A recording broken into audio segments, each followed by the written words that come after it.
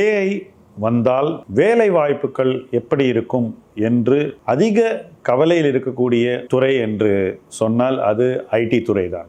ஏன்னா எண்ணிக்கை அளவில் அதிக வேலை வாய்ப்புகளை உருவாக்கிய இந்த துறை இப்போது அந்த திசையிலிருந்து மாறி வேறு ஒரு திசையில் பயணிக்க தயாராகிறது. எப்பவுமே ஒரு துறை ரொம்ப வருஷம் ஒரு திசையில் ட்ராவல் பண்ணிட்டு அங்கேருந்து டேர்ன் ஆகி வேற ஒரு திசையில் போகும்போது என்ன ஆகும் அப்படின்ற ஒரு பதட்டம் அந்த துறையில் இருப்பவர்களுக்கு நிச்சயமாக வரும். இன்ஃபேக்ட் வெளியில் இருக்கக்கூடிய எங்களை போன்ற முதலீட்டாளர்களுக்கே அந்த பதட்டம் ரொம்ப அதிகமாக இருக்குனாக்கா, துறை சார்ந்தவர்களுக்கு அந்த துறையிலேயே ஆண்டுகளாக பணிபுரிந்தவர்களுக்கு இன்னைக்கு ஒரு உயர்ந்த நிலைக்கு வந்துவிட்டு இன்னும் 10-15 ஆண்டுகள் இந்த துறையில் வேலை செய்ய வேண்டும் என்ற ஒரு தேவை இருப்பவர்களுக்கு கவலை இல்லாமல் எப்படி இருக்கும்? ஸோ அந்த கவலை நிச்சயமாக இருக்குது. பட் வெறுமை கவலைப்பட்டால் எதுவுமே சால்வ் ஆகாது அப்படிங்கிறது தான் முக்கியம். இன்றைக்கி இருக்கக்கூடிய சூழ்நிலையில் டெக்னாலஜி மாறிக்கிட்டே இருக்குது, இன்னும் வேகமாக மாறப்போகிறது.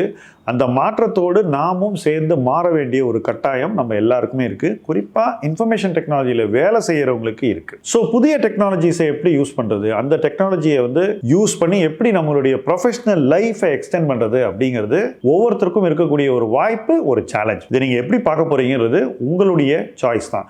நிறைய பேர் இதை ஒரு சேலஞ்சாக பார்க்குறாங்க. அப்போ அவங்களுக்கு என்ன ஆகுதுன்னா ஸ்ட்ரெஸ்ஸு, டென்ஷன், ஹெல்த் இஷ்யூஸ், நிறைய விஷயங்கள் வருது. எப்போவுமே ப்ரெஷர் அதிகமாக இருக்குது அப்படின்னு சொல்லக்கூடிய ஒரு துறையினர் தனித்து அடையாளப்படுத்தப்பட வேண்டும் என்றால் அது ஐடி இண்டஸ்ட்ரியில் இருக்கிறவங்க தான்.